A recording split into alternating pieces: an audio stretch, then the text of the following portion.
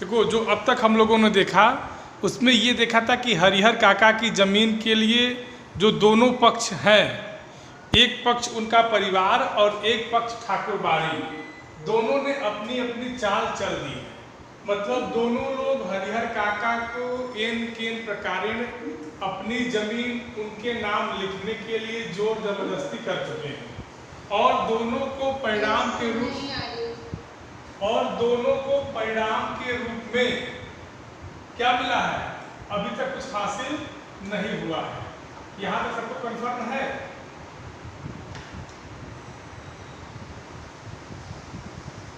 हरिहर काका अब चूंकि परिवार से अलग रहने लगे हैं, परिवार से उनका ताल्लुकात कम हो गया है, लेकिन जो दोनों पक्ष है, एक हरिहर काका के भाई का परिवार यानी उनका खुद का परिवार और एक ठाकुर बाड़ी, इन दोनों ने मिलकर हरिहर काका को अभी भी सुरक्षा प्रदान कराई है।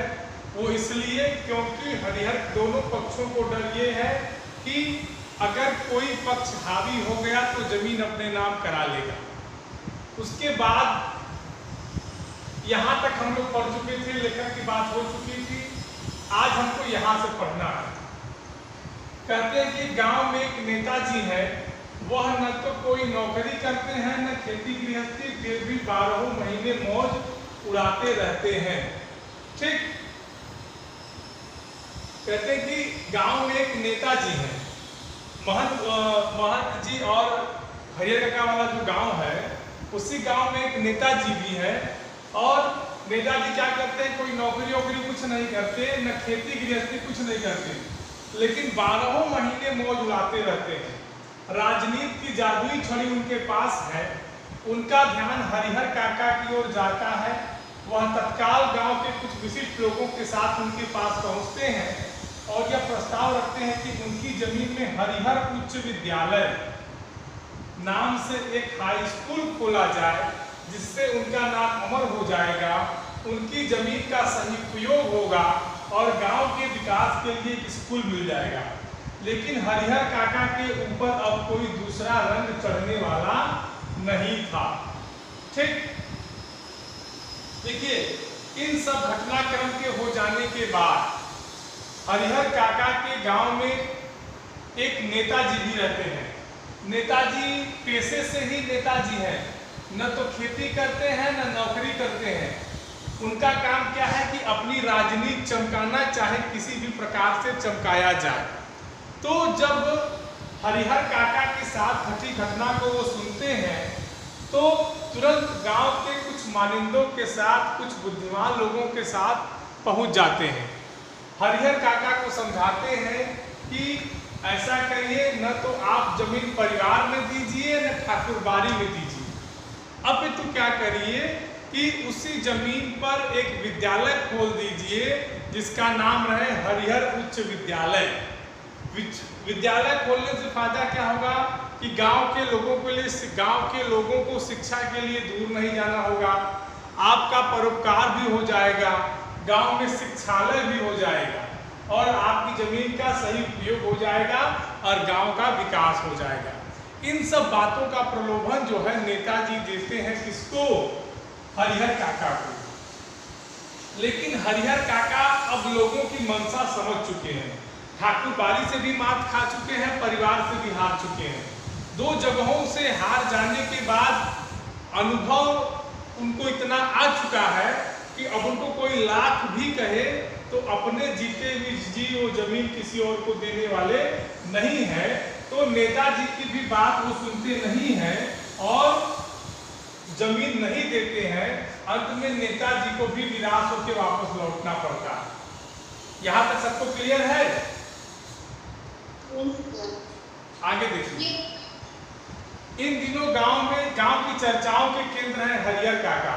आंगन, खेत, खलिहान, अलाव, बगीचे, बरगद, हर जगह उनकी ही चर्चा। उनकी घटना की तरह विचारी और चर्चनीय कोई दूसरी घटना नहीं। गांव में आए दिन छोटी बड़ी घटनाएं घटती रहती हैं, लेकिन काका के प्रसंग के सामने उनका कोई अस्तित्व नहीं। गांव में जहां कहीं और जिन लोगों के बीच हरिहर काका की चर्चा छिड़ती है तो फिर उसका कोई अंत नहीं। लोग तरह तरह की संभावनाएं व्यक्त करते हैं, राम जाने क्या होगा। देखो उस गांव में इस समय जो सबसे बड़ी महत्वपूर्ण घटना है वो बेटा है हरिहर काका की घटना, उनके जमीन की चर्चा, उनके परिवार की चर्चा, खुद हरिहर काका की चर्चा। तो ये आंगन खेत खलिहान लिखने का अर्थ यहाँ ये है कि गांव में जितनी भी जगह बातचीत हो सकती है। देखो आंगन में घर में बात होती है, खेतों में लोग जुटते हैं वहाँ बात होती है, खलिहान माने मैदान में बात होती है, अलाव माने जब ठंडियों में अलाव जलाते हैं 4 लोग बैठते हैं वहाँ बातचीत होती है, बाग बगीचे में बातचीत होती है, बरगद पे चबूतरा बना होता है, बरगद के चबूतरे पे लोग बैठते हैं। मतलब ये जो जगह दिखाए गए हैं ये लोगों के कहीं न कहीं जुटने या बैठने का स्थान है। तो लेखक लिखते हैं कि जहां जहां लोग बैठते हैं वहां वहां उनकी चर्चा। कहते हैं कि इस समय जो उनकी घटना है उससे इंपॉर्टेंट कोई घटना पूरे गांव में नहीं है। दूसरी बात कि गांव में अन्य कई घटनाएं घटती रहती थी लेकिन इतनी चर्चा आज तक किसी घटना की हुई नहीं जितनी कि इस समय हरिहर काका वाली घटना की हो रही है। ठीक, कहते हैं कि गांव में जहां कहीं और जिन लोगों के बीच हरिहर काका की चर्चा छिड़ती है तो फिर उसका कोई अंत नहीं। लोग तरह तरह की संभावनाएं व्यक्त करते हैं, राम जाने क्या होगा। दोनों ओर के लोगों ने अंगूठे के निशान ले लिए हैं, लेकिन हरिहर ने अपना बयान दर्ज कराया है कि वे दोनों लोगों में से किसी को अपनी जमीन का उत्तराधिकारी नहीं मानते। दोनों ओर के लोगों ने जबरन उनके अंगूठे के निशान लिए हैं। इस स्थिति में उनके बाद उनकी जायदाद का हकदार कौन होगा। देखो सब कुछ हो जाने के बाद हरिहर काका ने यह बयान लिखा दिया है कि दोनों पक्षों ने मुझसे जबरदस्ती अंगूठा लिया है लेकिन मैं अभी जमीन किसी को दिया नहीं हूं अपनी स्वेच्छा से। तो प्रश्न ये उठता है कि उनके न रहने के बाद उनकी जमीन का हकदार कौन होगा। ये लोगों में क्या है, चर्चा का विषय है कि भाई ऐसी ऐसी घटनाएं तो घट गई हैं लेकिन वास्तविक मालिक कौन है। यहां तक किसी को कोई दिक्कत? लोगों के बीच बहस छिड़ जाती है। उत्तराधिकार के कानून पर जो जितना जानता है उससे 10 गुना अधिक उगल देता है, फिर भी कोई समाधान नहीं निकलता, रहस्य खत्म नहीं होता, आशंकाएं बनी ही रहती हैं। लेकिन लोग आशंकाओं को नजरअंदाज कर अपनी पक्षधरता शुरू कर देते हैं। उत्तराधिकारी ठाकुर बारी को मिलता तो ठीक रहता, दूसरी ओर को लोग कहते कि हरिहर काका के भाइयों को मिलता तो ज्यादा अच्छा रहता। देखो मैंने बताया ना गांव में 2 पक्ष है, एक पक्ष ठाकुर बारी वाला है, दूसरा हरिहर काका के परिवार वाला है। तो अब जब गांव में चर्चा छिड़ी है तो दोनों पक्ष अपनी अपनी तरफ की बात करेंगे। लेखक लिखता है कि उत्तराधिकार का जो कानून होता है गांव में जो थोड़ा बहुत जानता भी है तो उससे 10 गुना अधिक बात करता है। कुछ लोग कहते हैं कि जमीन ठाकुर बारी को दे दी जाए और कुछ लोग कहते हैं कि जमीन हरिहर काका अपने भाई को ले तो ज्यादा बढ़िया होता। ठीक,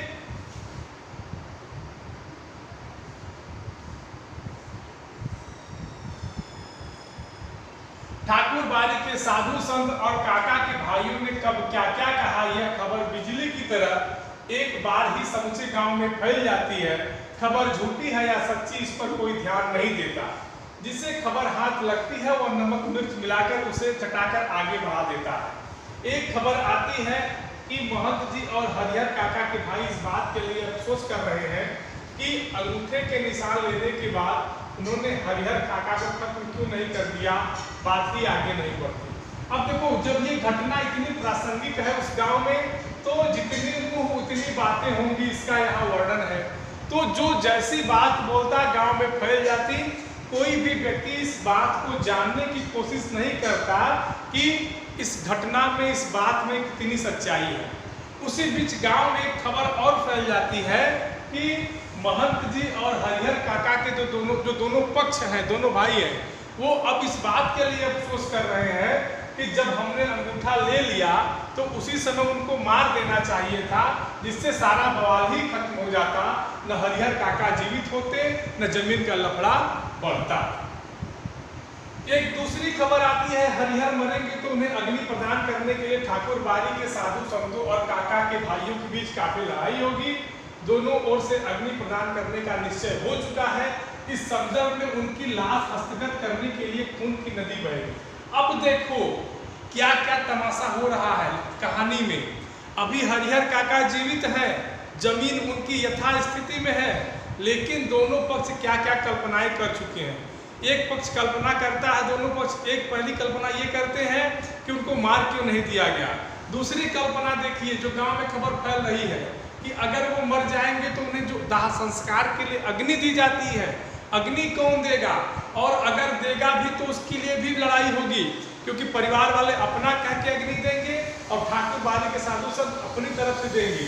तो इस हिसाब से उस शब्द के मतलब कि गांव में जो चर्चाएं होती है ना, अतिशयोक्ति, वो कितनी तेजी के साथ फैल रही है, इसको लेखक ने दिखाने का प्रयास किया है। तीसरी खबर आती है कि हरिहर काका के मृत्यु के बाद उनकी जमीन पर कब्जा करने के लिए उनके भाई अभी से तैयारी कर रहे हैं। इलाके के मशहूर डाकू बूटन सिंह से उन लोगों ने बातचीत पक्की कर ली है। हरिहर के 15 बीघे में से 5 बीघे बूटन लेगा और दखल करा देगा। इससे पहले भी इस तरह के 2-3 मामले बूटन निपटाए हैं। पूरे इलाके में उसके नाम की तूती बोलती है। पहली खबर क्या उड़ी गांव में कि अफसोस कर रहे हैं। दूसरी खबर क्या उड़ी है कि उनका दाह संस्कार कौन करेगा।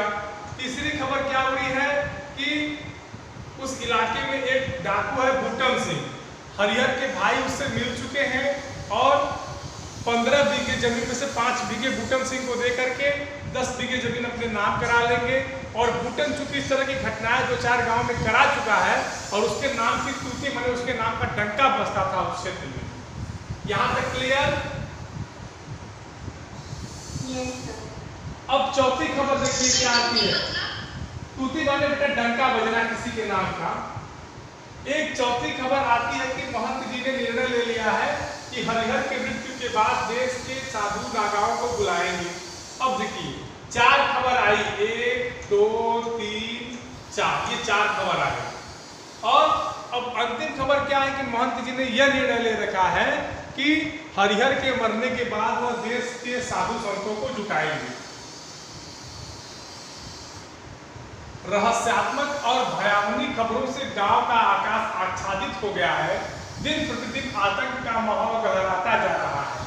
सबके मन में यह बात है कि हरिहर कोई अमृत पीकर तो आए हैं नहीं, एक न एक दिन उन्हें मरना ही है। फिर एक भयंकर तूफान की चपेट में यह गांव आ जाएगा। उस वक्त क्या होगा कुछ कहा नहीं जा सकता। यह कोई छोटी लड़ाई नहीं, एक बड़ी लड़ाई है।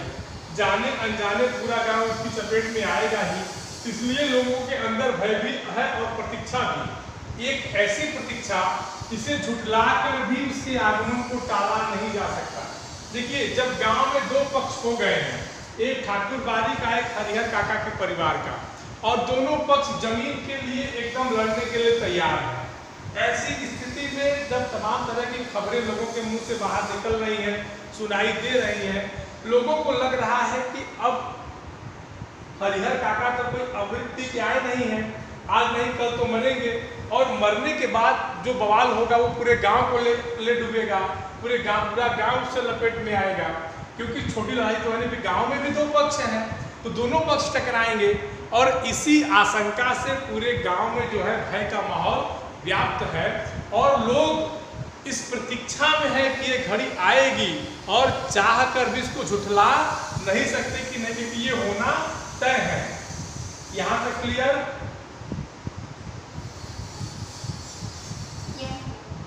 और हरिहर काका वह तो बिल्कुल मौन हो अपनी जिंदगी के शेष दिन काट रहे हैं। एक नौकर रख लिया है, वही उन्हें बनाता खिलाता है। उनके हिस्से की जमीन में जितनी फसल होती है, जिससे अगर वह चाहते तो मौज की जिंदगी बिता सकते थे, लेकिन वह तो गूंगेपन का शिकार हो गए हैं। कोई बात कहो, कुछ पूछो, कोई जवाब नहीं। खुली आंखों से बराबर आकाश को निहारा करते हैं। सारे गांव के लोग उनके बारे में बहुत कुछ कहते सुनते हैं, लेकिन उनके पास अब कहने के लिए कोई बात नहीं। अब देखो हरिहर काका इन सब घटनाओं के बाद एकदम उदासीन पड़ गए। भाई जाहिर सी बात है, जो व्यक्ति टूट चुका होगा वो शांत हो जाएगा। तो सेम यही स्थिति परिस्थिति हरिहर काका की भी है। अब वो इन सब घटनाओं से टूट चुके हैं और इन सब के बाद अब वो किसी से कुछ कहते नहीं, चुपचाप मार के पड़े रहते हैं। एक नौकर उनको मिल गया है, वो उनको खिलाता पिलाता रहता है। समझ रहे हैं? एक नौकर उनको मिल गया है वो उनको खिलाता पिलाता रहता है और जो उनके हिस्से की जमीन में फसल होती है उससे अपना काम चला लेते हैं। और गांव के लोग जो उस समय उनके गांव में लोग हैं वो उनके बारे में बहुत बात करते हैं, लेकिन वो किसी की नहीं सुनते। वो एकदम शांत रहते हैं, अपने दिन काटते हैं। जो अब वो समझते हैं कि जो मेरा बचा हुआ दिन है उसको किसी तरह से बिता लिया जाए और ज़्यादा परपंच न किया जाए। ठीक, इसके बाद देखिए आगे क्या लिखते हैं। पुलिस के जवान हरिहर काका के खच्चे पर ही खूब मौज मस्ती से रह रहे हैं। जिसका धन वह रहे उपास, खाने वाले करे विलास। अब तक जो नहीं खाया था दोनों जून उसका भोग लगा रहे हैं। अच्छा, उनके हरिहर काका के धन पर मौज कौन कर रहा है? पुलिस, क्योंकि पुलिस उनकी सुरक्षा में लगी है। और जब पुलिस सुरक्षा में लगी है तो जाहिर सी बात है उन्हीं का खाएगी। तो एक मुहावरा यहाँ देखिए कि जिसका धन वह रहे उपास, मतलब जिसके पास संपत्ति है वो उपवासा है, वो कुछ नहीं खा रहा है। और खाने वाले करे विलास, जो खाने जिसको फ्री में मिल रहा है वो मौज उड़ा रहा है।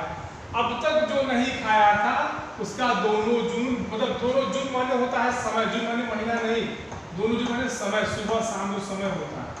तो दोनों जून क्या कर रहे हैं? उसका भोग लगा रहे हैं। ये कहानी आप लोगों की समाप्त हो गई। इस कहानी में लेखक ने यथार्थ और वास्तविकता को दिखाया है। ठीक है, और इस कहानी में से भी आपको कुछ पूछना हो तो पूछिए। ठीक है, वास्तविकता और यथार्थ की कहानी है। वास्तविकता और यथार्थ। हाँ बेटा पूछो, क्या पूछ रहे हो? चंपत मैंने कहा लिखा? चंपत मैंने भाग जाना। ठीक, इसका प्रश्न उत्तर आप लोग कर लेंगे कि भेज दें, ये बताइए। नो सर, हम लोग कर लेंगे, लेकिन आप ठीक है, हम सेंड कर देंगे, आज कर देंगे शाम को। सर जब आप सेंड कर देते तो ज़्यादा इजी हो जाता है और थोड़ा सा समझ आने में प्रॉब्लम है। ठीक है, हम सेंड कर देंगे बेटा, कोई दिक्कत नहीं, आज हम कर देंगे। ठीक है क्या बेटा? पैरवी, यही पैरवी, यही पूछ रही हो ना? इसका मतलब होता है सोर्स लगाना। लोग कहते हैं कि सोर्स लगा दीजिए, इसी को पैरवी उर्दू भाषा का शब्द है। ठीक,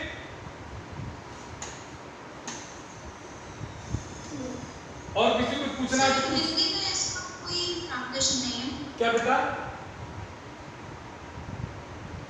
क्या कह रहे हो? पैरवी लगाना हिंदी में एक जगह है। नहीं, ये उर्दू भाषा का शब्द है पैरवी, अदालती भाषा है।